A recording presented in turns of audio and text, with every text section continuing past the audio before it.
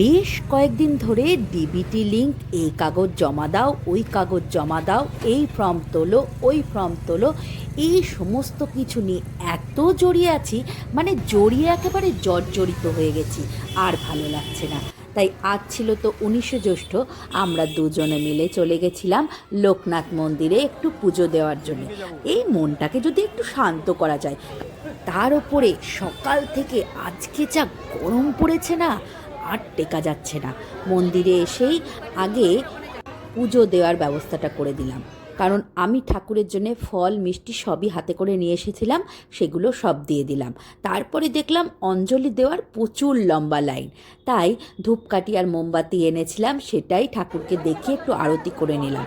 এবার এক দফা অঞ্জলি হয়ে যাওয়ার পরে আমরা ঠাকুরের কাছে যেতে পারলাম। আমি তো বাপু ঠাকুরকে প্রণাম করে নিজের মনের কথা বলে দিয়েছি। কি বলেছি বলো তো?